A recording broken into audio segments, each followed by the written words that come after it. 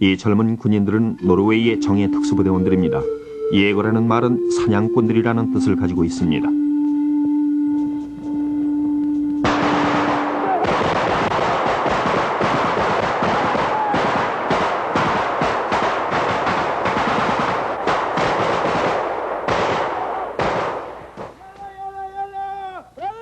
나토에도 소속돼 있는 이 특공대의 주요 임무는 적진에서 정찰과 파괴 임무를 수행하는 것입니다.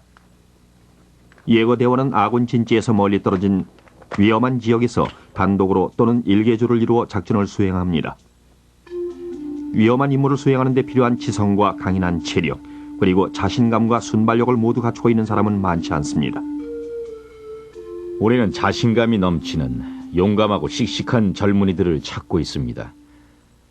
체력적으로나 정신적으로 힘든 훈련을 이겨내면서 다른 동료들에게 도움을 줄 수 있는 그런 성격을 소유해야 합니다. 일면 모순된 얘기일 수도 있지만 그들은 아주 독립적이면서 동시에 팀을 이루고 있는 다른 동료들과 호흡을 같이 할 수 있어야 합니다. 이렇게 말씀드리면 이해가 빠를까요?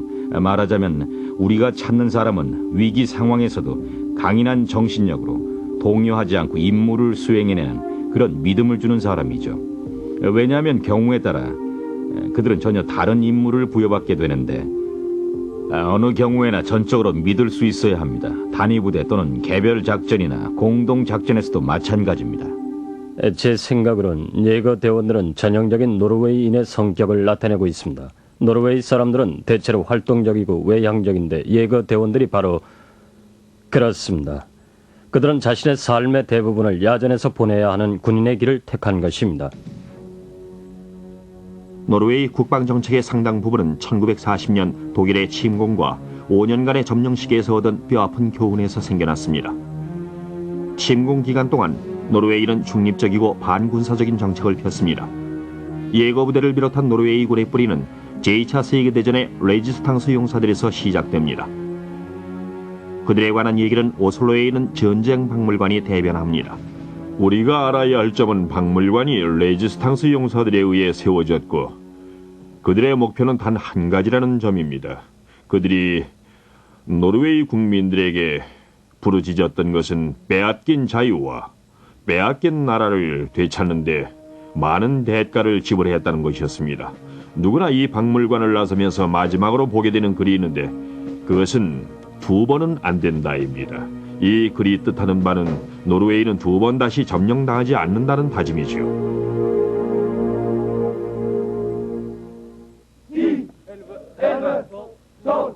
현재 노르웨이군은 13,500명의 직업군인들로 구성되어 있는데 매년 징집하는 군인들과 합치면 29,000명으로 늘어납니다. 그중 정예군인 400명이 훈련을 거쳐 예고부대로 편입됩니다. 이들은 엄격한 선발 절차를 거쳐야 하는데 10대 1의 경쟁률을 뚫어야 합니다. 선발이 끝나면 우리는 그들의 육체적, 정신적 능력을 알기 위해 별도의 시험 과정을 두고 있으며 최정예 요원을 선발하기 위하여 군 내부의 정신과 의사와 별도로 상의를 합니다.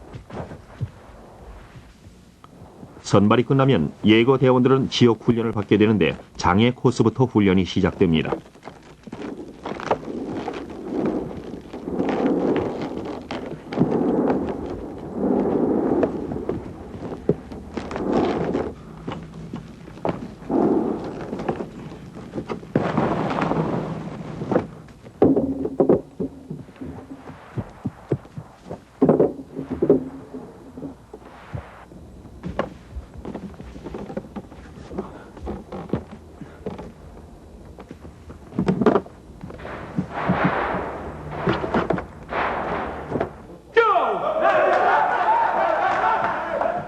여러 주가 지난 후 야수처럼 격렬한 육박전 훈련을 받게 됩니다. 이 훈련은 대원들의 공격력 향상에 중점을 두고 있습니다.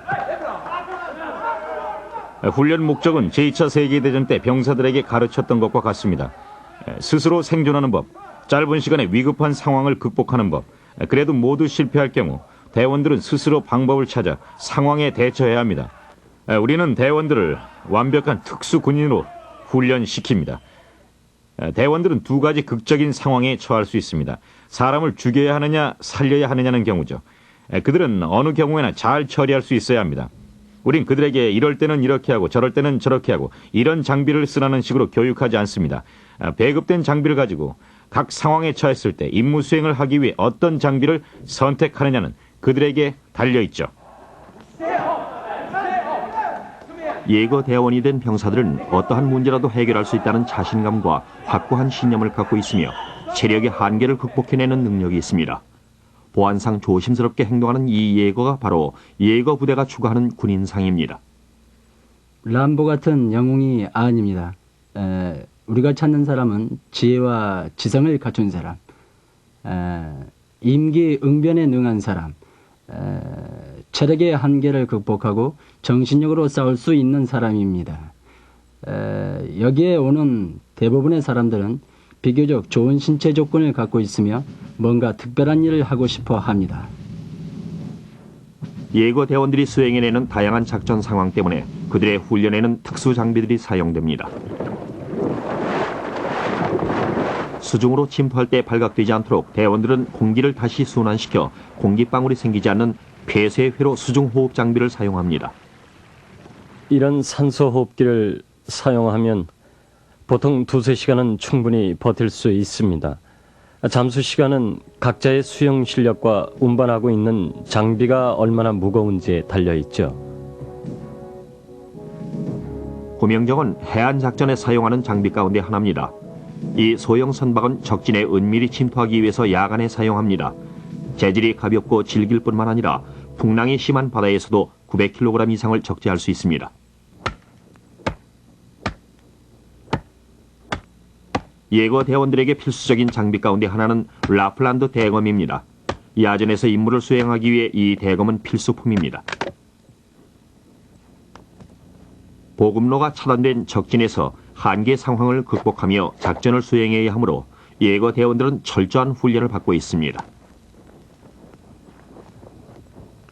임시 막사를 만들기 위해 보시는 바와 같이 나무 조각을 이용합니다. 나무 둥치를 활용해서 막사를 짓는데 나뭇가지는 막사의 측면이나 지붕을 만드는 데 쓰죠.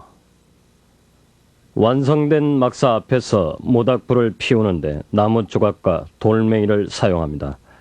1시간이나 1시간 반 정도 지나면은 물을 끓일 수 있을 정도가 됩니다.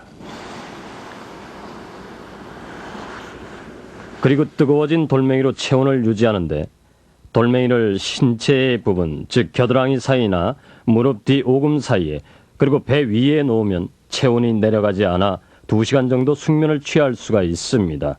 겨울에 기온이 영하로 내려가도 수면을 취하는데 전혀 지장이 없습니다. 예거라는 단어가 의미하듯이 대원들은 특수훈련과 동물적 본능으로 혹독한 자연 환경을 극복하며 임무를 수행합니다.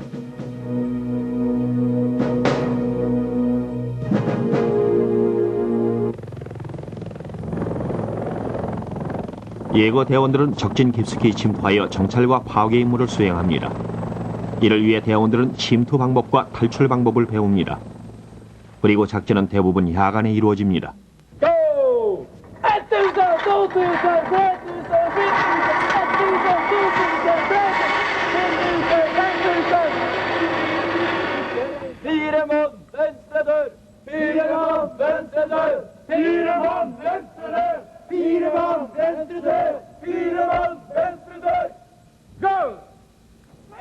자유낙하는 모든 대원들이 거쳐야 하는 필수 훈련입니다. 대원들은 실제 낙하 훈련을 하기 전에 2개월간 지상 훈련을 받습니다.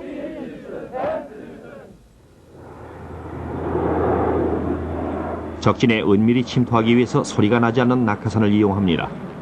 그러나 수송기의 소음이 문제가 됩니다. 이 문제점은 대원들의 낙하 기술로 해결합니다. 방법은 2가지가 있습니다. 수송기는 3만 피트 이상의 고도로 낙하 지역에서 다소 먼 지점을 비행합니다.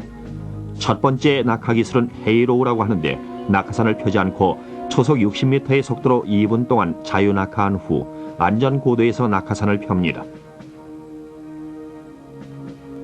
그리고 2번째 낙하 기술인 헤이호우는 고공 활강술입니다. 이 기술은 대원들이 직접 조종할 수 있는 낙하산을 사용하여 낙하 지점에 정확히 착지하는 방법입니다.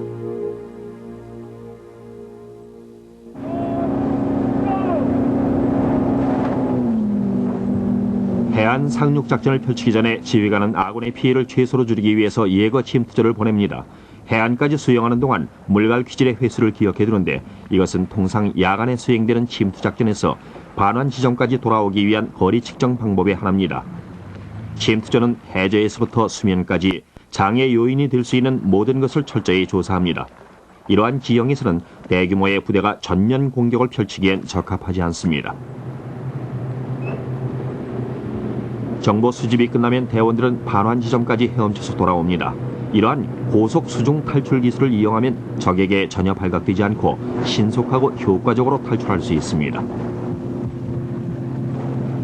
우리 노르웨이는 해안선이 매우 긴 나라입니다. 비행기를 이용하여 공중으로 침투하면 적의 레이더에 쉽게 노출이 됩니다. 그렇다고 바다로 침투하는 건 더욱 어려운 일이죠. 예거 대원들은 이상적인 침투용 항공기로서 헬리콥터를 사용합니다. 헬기는 조정이 쉽고 저공 비행으로 적의 레이더에 노출되지 않는 장점이 있습니다.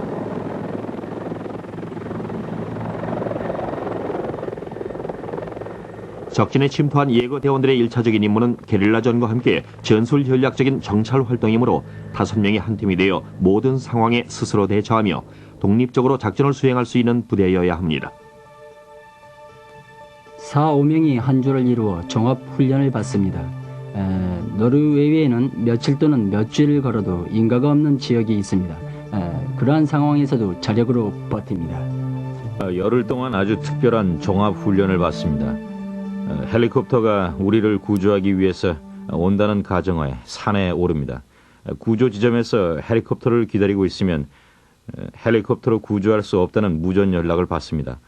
그러면 우리는 15km를 우회한 다음 10km를 더 행군하여 제2접선지로 가게 되는데 그제야 트럭이 우리를 구조하러 옵니다. 이 훈련은 절대적으로 대원 상호 간의 신뢰가 필요합니다. 왜냐하면 혹독한 추위와 예상할 수 없는 최악의 조건을 극복하고 살아남아야 하기 때문입니다. 그리고 우리가 배운 모든 것들을 실전과 같은 상황에서 시험해보고 확인하는 과정이죠. 우린 개인적으로 뛰어난 능력을 갖고 있으면서 동시에 조직 안에서 동료들과 좋은 팀워크를 이뤄내는 사람이 필요합니다. 부대원들 간의 결속력은 대단히 견고해야 합니다. 왜냐하면 그들 사이에 어떠한 악조건이 닥쳐도 서로 참고 양보하며 서로를 충분히 이해하고 도와가며 살아야 하기 때문이죠. 대원들은 맡은 분야에 따라 훈련을 받습니다.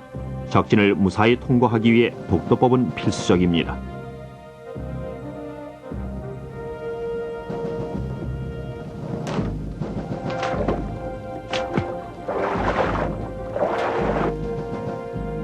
각 단위 부대에는 위생병이 한 명씩 있습니다. 위생병은 25주 동안 야전에서 발생하는 응급 상황에 대처할 수 있는 훈련을 받습니다.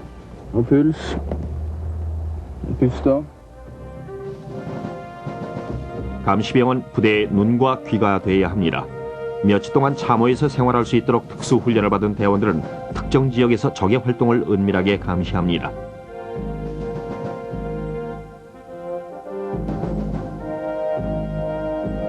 차량을 식별하기 위한 특수 교육도 있습니다.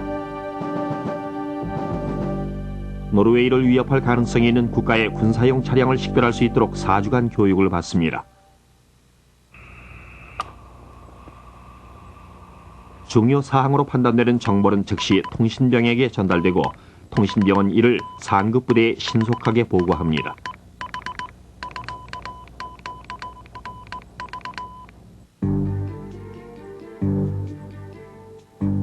대원 중에서 가장 위험한 임무를 수행하는 대원은 폭파병일 것입니다.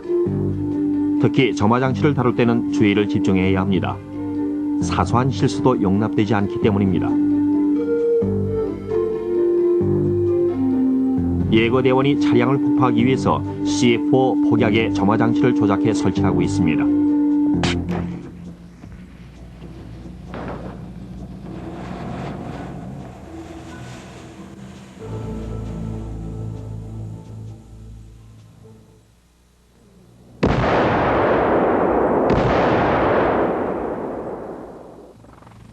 임무를 완수한 예거대원이 적진을 벗어나 안전하게 귀리하고 있습니다. 대원들은 이미 또 다른 임무를 생각하고 있습니다.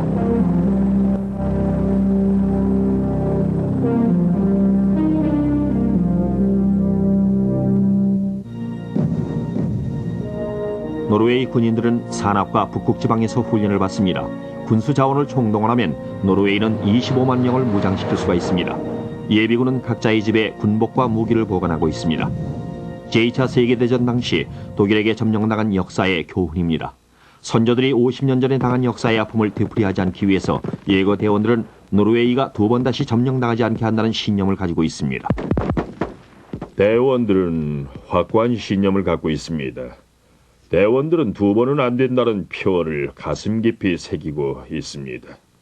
자신의 임무를 수행하기 위해 특수훈련 받고 있는 대원들은 이 구호를 잊지 않고 있습니다.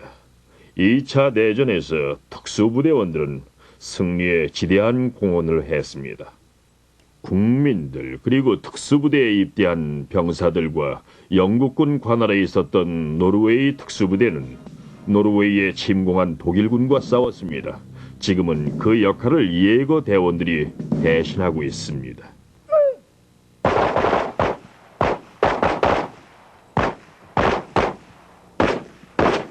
오늘날 군사 전략적 관심은 국지적 분쟁과 테러에 놓여 있습니다. 혹독한 훈련을 통해 양성된 예거부대는 이러한 사건을 해결할 수 있는 능력을 가지고 있습니다. 젊은 예거 대원들에게 붉은 베레모만큼 영예로운 것은 없을 것입니다. 글쎄요, 대원들 대부분이 각자 인생에서 추구하는 그 무엇이 있었겠죠. 글쎄요, 여기서 살펴보신 것처럼 어떤 사람들은 단순하게 입대했다가 편입되는 경우도 있지만 선발 시험이 끝나면 모두들 자부심이 대단합니다. 그리고 또 자유낙하 훈련을 마치고 나면 불가능을 해냈다는 성취감 때문에 모든 대원은 영웅이 된 느낌을 가지게 됩니다. 그래서 자부심이 대단하죠. 훈련 과정에서 저는 이 젊은이들의 변화를 보고 있습니다. 제 생각으로는 이렇게 변하는 이유 중에 하나가 바로 자신이 무엇인가를 해냈다는 생각을 갖기 때문입니다. 그들은 예거가 돼야 한다는 목표를 달성하기 위하여 열심히 노력했습니다. 그리고 훈련받는 동안 매우 견디기 힘든 육체적, 정신적 고통을 이기고 나면 마음속 깊이 진한 감동을 느끼게 됩니다. 제 생각으로,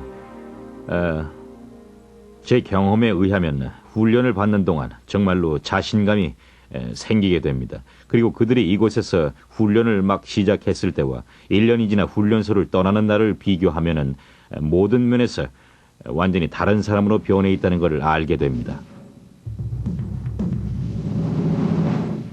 훈련을 받는 동안 저는 많은 것을 배웠습니다. 그리고 그 모든 것들은 특별한 느낌을 갖게 합니다. 뭐라고 할까? 전 세계에 있는 다른 특수 부대원들과의 동지의식 같은 것이죠. 그리고 특히 부대의 동료 대원들에게는 가슴 벅찬 전회를 느낄 수 있습니다. 제 생각으로 대부분의 대원들은 스스로 자기 자신을 인정하는 겁니다. 나는 해냈다, 즉 불가능한 일을 해낼 수 있다는 자신감을 갖는 거죠. 이러한 자신감은 가족이나 남들에게 내세우려는 것이 아니고 스스로 얻게 되는 진한 감동 같은 것이라고 생각합니다.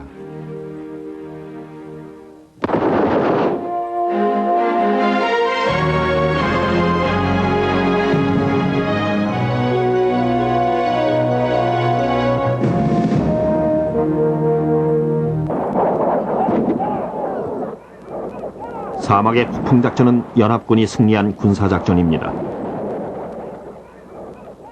정예의 용사들의 피땀 어린 공로가 이 작전을 성공으로 이끌었습니다. 그린벨의 특공대는 대단히 위험한 임무를 수행했습니다. 그들의 임무를 사막의 진실이라고 불렀습니다.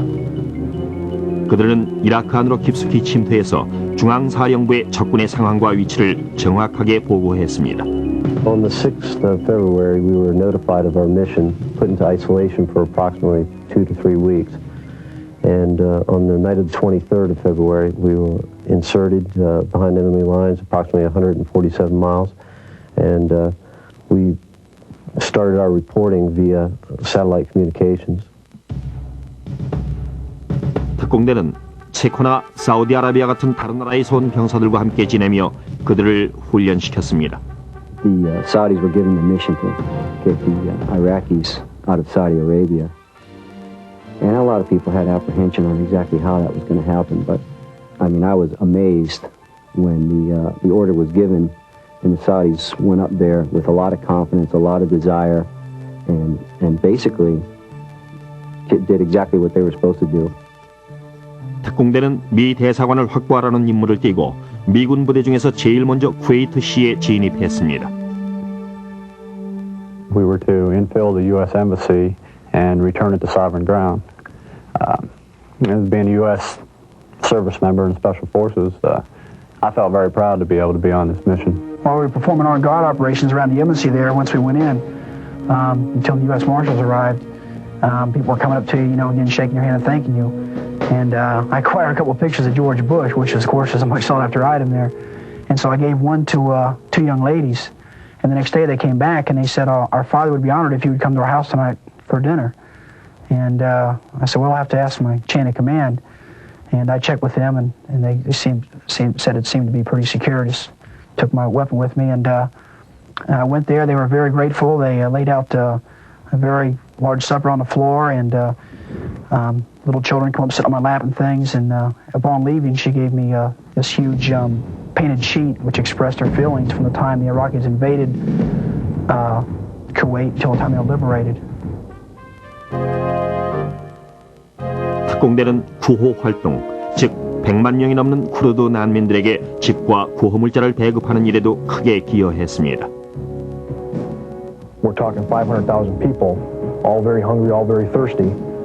And the water was running out, and the summer heat out there in that type of terrain would have just killed them. No one can ever train for a mission like that. I mean, what do you serve 500,000 people for dinner? You just got to go in, you got to do an initial assessment, and you got to attack the mission. You got to go out and help those people. They say, this is what we accomplished. They give you these, these parameters. I want this mission done. Then you get to decide how you want to do it, do the assessment, make it happen. You won't hear us beating our chests, and you're not going to get a lot of credit for saving a lot of lives and provide comfort. But it just gives you a pretty big sense of self-satisfaction, be able to say, I accomplished something, I did that. Special Forces, Green Beret, lean and mean, rough and tough, he can hang, you can hang, run with me, to the sun, every day. 오늘날 특수부대원 수준은 특히 사막의 폭풍작전 이후 21세기를 향해서 약진하고 있습니다. 저는 그들을 친구처럼 대합니다. 옛날 어렸을 때 사귀었던 동네 친구들처럼 순박합니다. 그러나 전쟁을 끝내고 돌아와서 하는 말을 들어보면 아주 다릅니다. 그들은 과거 미국을 위해서 싸웠던 용사들과 행동이나 사고방식이 비슷합니다. 특수부대의 군인들은 조국이 원하는 일이라면 어떠한 임무라도 반드시 완수해낸다는 정신 상태를 갖고 있습니다. 무엇보다도 특수부대의 승리는 미국에서 가장 뛰어난 병사들의 용기와 확신 그리고 투지의 결실입니다. 국방은 중요한 힘으로 군대는 반드시 있어야 합니다. 군의 사명은 힘을 보여주는 것입니다. 자유를 소화하는 일이라면 어디든지 달려가야 합니다. 지휘관이 병사들의 훈련을 소홀히 하면 안 됩니다. 숙련이 안 된 병사를 보내는 것은 그들을 죽음으로 모으는 거나 같습니다. 누구나 알고 있는 것처럼 우리 군대는 특히 특수부대원은 훈련이 잘 되어 있습니다. 훈련만 잘 되어 있다면 페르시아만에서처럼 언제든지 승리할 수 있습니다. 어려움을 이겨내지 못하면 패배합니다. 그러나 우리 대원들은 훈련이 잘 되어 있어서 패배하지 않습니다. 제2차 세계대전은 오늘날 같은 특수부대의 기원이 됩니다. 독일군들이 악마 여단이라고 별명을 붙인 특수부대가 있었습니다. 버마에는 메릴의 약탈자라는 특수부대가 있었습니다. 그리고 들새의 불이라고 불렸던 도나반의 전략사무국도 있었습니다. 모두 전쟁의 중심 역할을 하면서 특수부대의 중요성을 보여주었습니다. 1952년 노스캐롤라이나주의 포트브레그에서부터 그들의 활동은 활발해졌습니다. 그린벨의 아버지 격인 아론 뱅크 대령은 이 정예 전투부대를 발전시키는 데 공헌했습니다. 제10 특수부대의 발대식은 비공개로 조용히 거행됐습니다. 그 부대의 창설대원은 10명뿐이었는데 머지않아 달라졌습니다. 군사 업무를 파악하고 있던 존 F 케네디 대통령은 게릴라 활동을 격퇴할 수 있는 반게릴라 전술에 관심을 갖고 있었습니다. 그는 1961년 포트브레그에 있는 특수부대를 방문한 뒤 이 부대가 그러한 임무를 수행하기에 적당하다는 것을 깨달았습니다. 케네디 대통령은 이 부대가 특수임무를 수행하므로 다른 부대와는 뭔가 다른 점이 있어야 한다고 생각했습니다. 그는 부대의 상징으로 녹색의 베레모를 착용하도록 지시했습니다. 이 베레모는 자유를 수호하는 전쟁에서 우수성의 상징이요 용기의 징표요 탁월한 용사의 표시입니다.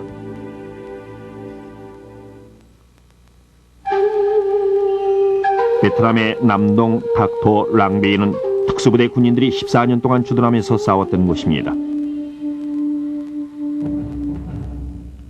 특수부대는 1956년 6월에 파병됐습니다. 그들은 남부 베트남 병사들에게 반게릴라 전술을 훈련시켜 반공투사로 만들었고 주민들에게 반공 정신을 심어주었습니다.